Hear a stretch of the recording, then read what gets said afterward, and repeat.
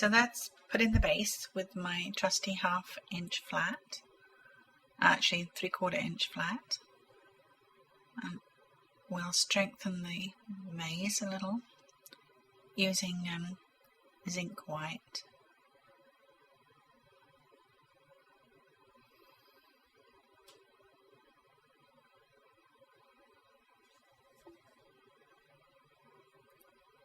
Going back to my fill bit, I'll maybe give the bottom of the vase a little shape, maybe a few indentations. I had a nice vase that had this sort of base once for a long time. I don't know what happened to that.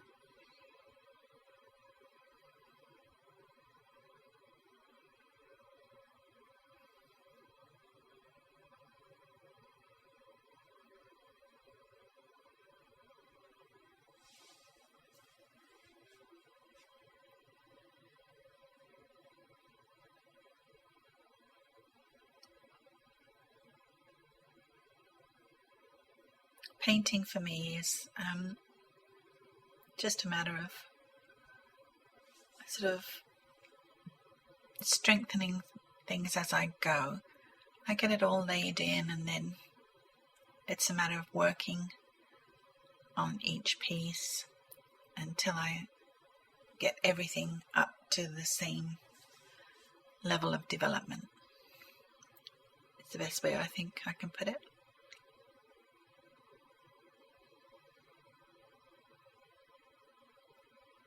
A little more light on the edges.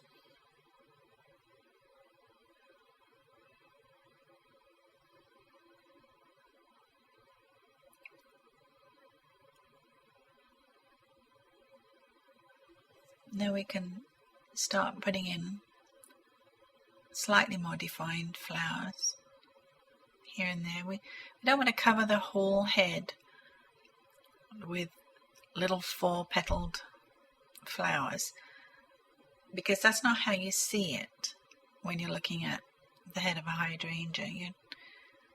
You see a few of these florets as they face you, but many of them are turned away or on their edge.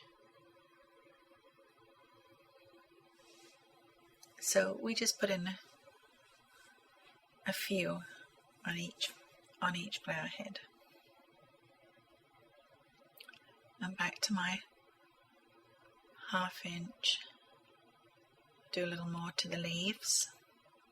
I'm bringing in sap green, raw sienna, and a little cad yellow light.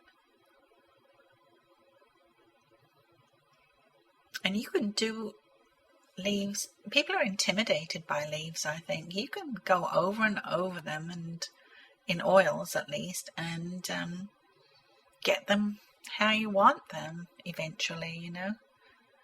Don't worry about them. You can take a dry brush and brush them out completely into the background if you really hate them that much. Although I just find I just go over them until they look how I want them to look. I darken them, I lighten them, I add different colours to them, give them a little interest. Leaves and stems I always find are great places for adding a little bit of colour. If you have any alizarin or burnt sienna, and I don't on this palette, but generally do have some on my palette, and I find I like to add touches of that to my stems and leaves. And sometimes I'll put a painting aside for a few hours and come back in later and see exactly what it needs, what finishing touches it needs.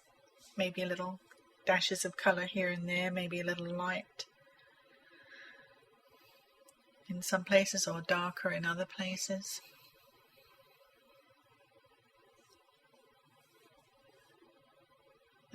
There's no mistakes to be made in painting. It's all alterable.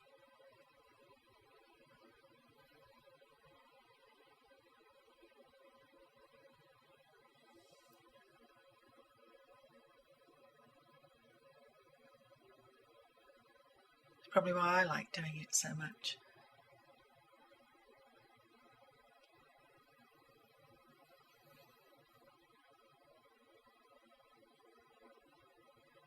putting a little titanium on the top. It's very bright white.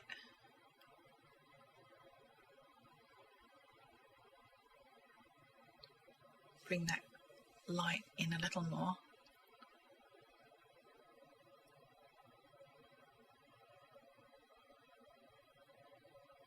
Gives more shape to the flower head.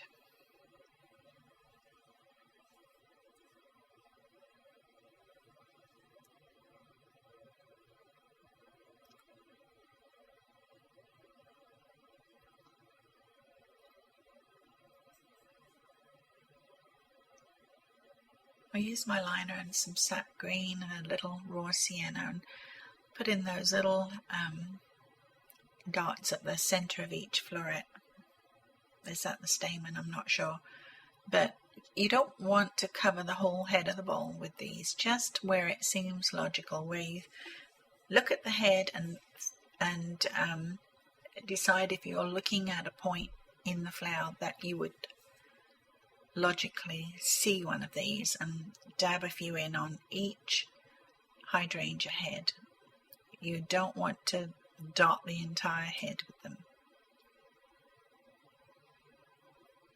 You can make a rule about it if you like, no more than 5 a hydrangea head. I don't know. I just do it until I think it looks logical. So, time to sign. It's about done, this picture. That's not to say I'm done with it.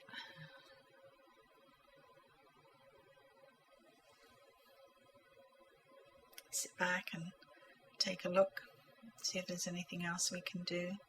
Sometimes that process can take me a few hours, like I say.